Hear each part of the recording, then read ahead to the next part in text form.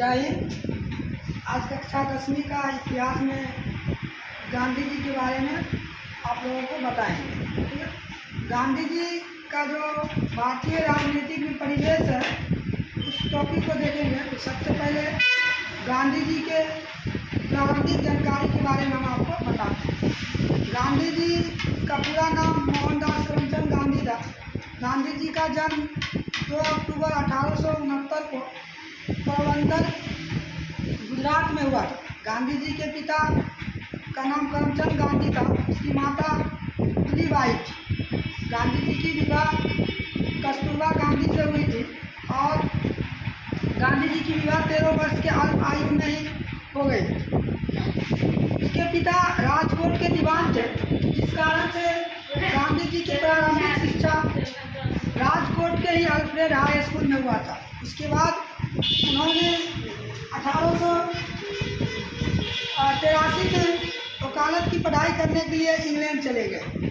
England में वकालत की पढ़ाई कंप्लीट करके गांधी जी 1891 में भारत वापस आते हैं। जब वो भारत वापस आते हैं तो वो अपना वकालत की प्रैक्टिस बम्बई में करते थे। उस समय बम्बई में उसे गुजरात के व्यापारी दादा अब्दुल्ला से मुलाकात हुई और दादा अब्दुल्ला की जो केस थी वो दक्षिण अफ्रीका में चल रहा था। और दादा अब्दुल्ला गांधी जी से अपने केस के बारे में बताते हैं और बोलते हैं कि हमारा केस जो है दक्षिण अफ्रीका में चल रहा है और आप हमारा केस को लड़ना है। तो गांधी जी बोलते हैं ठीक है।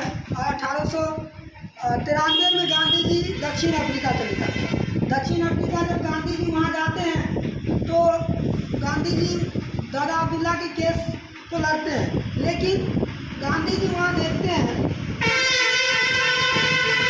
दादा अब्दुल्ला के केस के लड़ने के बाद वहाँ पे नस्ल का भेदभाव था। नस्ल मतलब काला और गोरे का भेदभाव था और अंग्रेज काले आदमियों को 7 बजे के बाद रोड पे चलने के लिए नहीं देते थे। और गांधी जी ने इसके लिए वहाँ पे आंदोलन किया और पहली बार गांधी जी जो सत्याग्रह का शुरुआत दक्षिण अफ्रीका से ही करना शुरू किया था। और जब गांधी जी दक्षिण अफ्रीका से 1915 में वापस भारत आए, भारत आने के बाद 1915 में ही उन्होंने राजनीतिक में सक्रिय रूप से भूमिका निभाई। जब वो वापस आए तो उन्होंने देखा कि भारतीय राजनीतिक में जो नेता है उसमें काफ़ी मतभेद था और अंग्रेज में कांग्रेस का भी उस समय फूट डल चुकी थी, क्योंकि 1906 में कांग्रेस ने मुस्लिम लीग को एस्टेब्लिश होने के लिए अनुमति दे दी थी। और गांधी जी ने देखा कि यही सब जो है एक राजनीतिक संगठन को कमज़ोर बना रहा है।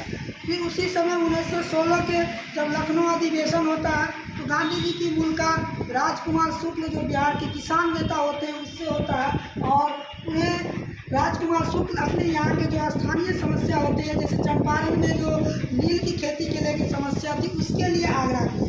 फिर गांधी जी देखते हैं कि उन्होंने अंग्रेज के खिलाफ बोले कि अंग्रेज काफ़ी मतलब वो कानून का सहारा लिए और बोले कि अंग्रेज जो है वो भारतीयों के लिए अच्छा करेंगे, लेकिन इसका उल्टा होता है। उसी दौरान आप देखिएगा 1916 में एनी बेसेंट नामक जो आयरिश मुल्क की महिला थी, उन्होंने होम रूल आंदोलन को शुरू कर दिया था। और 1916 में ही बाल गंगाधर तिलक जो मद्रास के क्षेत्र में उन्होंने होम रूल आंदोलन को शुरू किया था। और ये जो होम रूल आंदोलन है ये आयरलैंड से प्रेरित था। और गांधी जी दक्षिण अफ्रीका में जो एम्बुलेंस सेवा शुरू किए थे, तो एम्बुलेंस सेवा के फलस्वरूप ही गांधी जी को अंग्रेजी सरकार ने 1915 में ही केसर हिंद की उपाधि दी थी। गांधी जी को कौन सा उपाधि दिया था? केसर हिंद का उपाधि दिया था।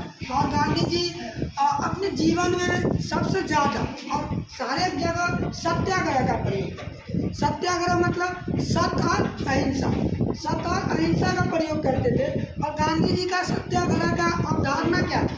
अवधारणा उसका यह था कि गांधी जी चाहते थे कि अगर आप कोई काम सच्चे और अच्छे मन से करते हैं, आपको उस काम को करने के लिए कोई भी शारीरिक बल की जरूरत नहीं होती है, बल्कि सत्याग्रह एक ऐसी हथियार है जो शारीरिक प्रयोग ना करके हमें किसका होता है, सवालों का प्रयोग करना पड़ता है।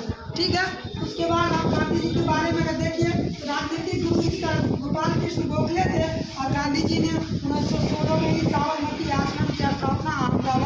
गुजरात में किया था।